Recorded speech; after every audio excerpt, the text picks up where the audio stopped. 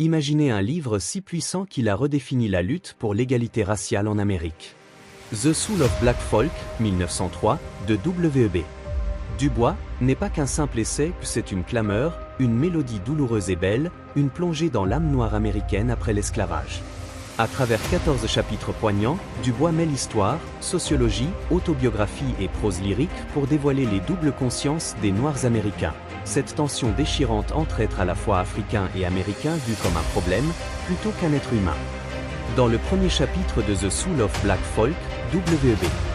Du Bois commence par une question qui pèse sur tous les Noirs américains, qu'est-ce que ça fait d'être vu comme un problème ?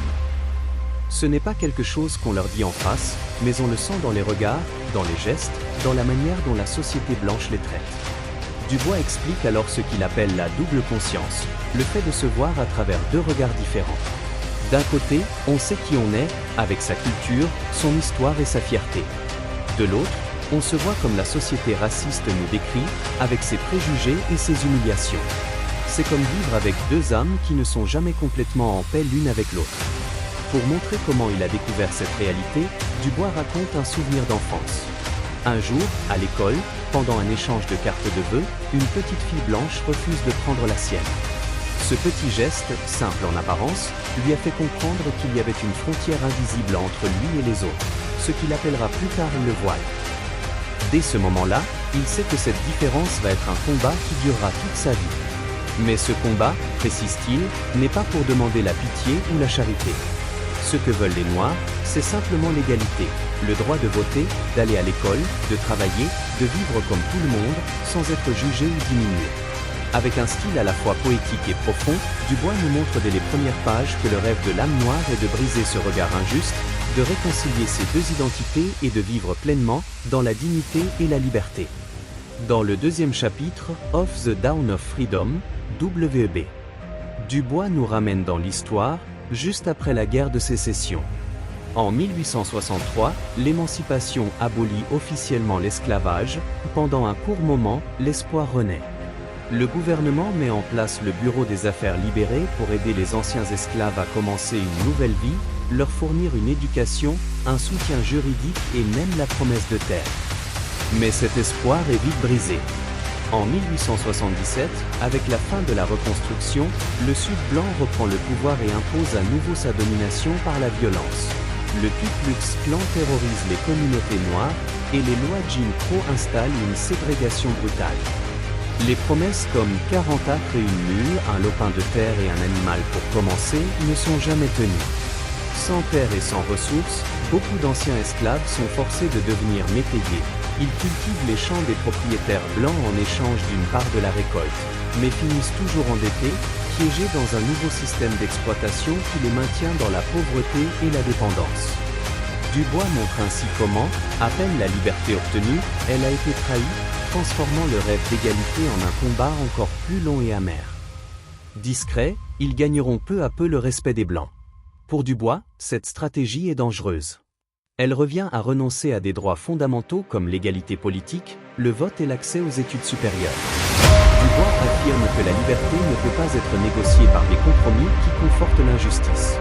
Ce qu'il revendique, c'est la pleine citoyenneté et une éducation de haut niveau pour former une élite capable de guider toute la communauté vers l'égalité réelle.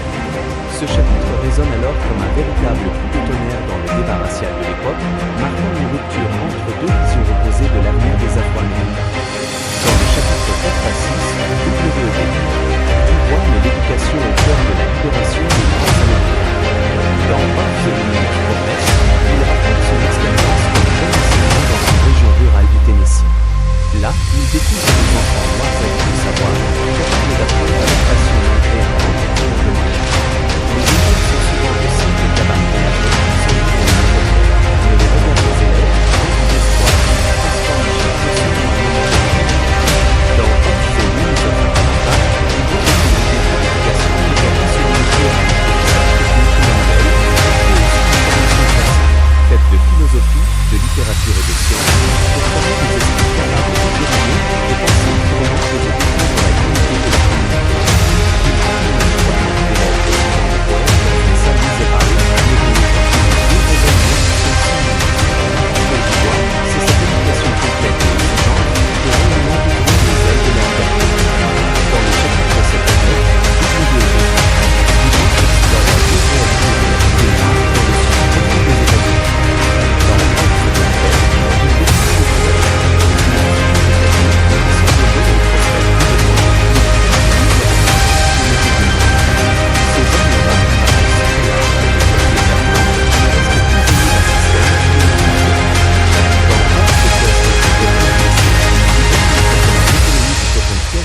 dans une spirale de dette. Année après année, ils empruntent pour survivre et doivent rendre leur récolte en remboursement sans jamais en sortir.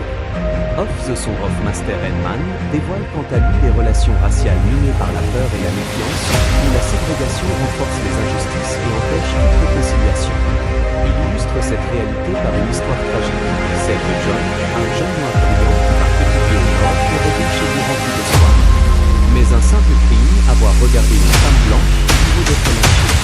À travers ces récits, il règne la révolution de la chaîne de travail sur les instruments d'exploitation et la violence raciale comme le Japon. Dans le chapitre 214, intitulé au défi, nous voyons dans la religieuse, culturelle et résistante des Noirs américains. Dans Ordre des faits d'observateurs, nous montrons comment les épuisements ne sont pas seulement des électeurs, mais des véritables sanctuaires qui s'organisent en solidarité, la culture et la résistance spirituelle face à l'oppression. Avec Ordre de Passé de Passport, nous parvenons à distinguer une vie à la mort de Christ, au-delà, encore de l'homme. Même dans la mort, le racisme persiste, car il refuse à l'enfant de sécurité descendre dans un cimetière. Dans Ordre, Alexander Chilin, qui voit son hommage à des personnes noires, malgré les humiliations et le découragement, a mené toute sa vie un combat acharné pour la foi, l'éducation et la justice. Puis vient Off the Coming of John, une nouvelle allégorique où un jeune noir, transformé par ses études, rêve d'élever sa communauté, mais se heurte à une haine implacable qui finit par le détruire. Enfin, dans le dernier chapitre, The Sorrow Song, Dubois célèbre les spirituals noirs, ces chants nés dans l'esclavage, où se mêlent la douleur, l'espoir et une beauté bouleversante. Ces mélodies, porteuses de mémoire et de résistance, sont pour lui le cœur battant de l'âme noire américaine.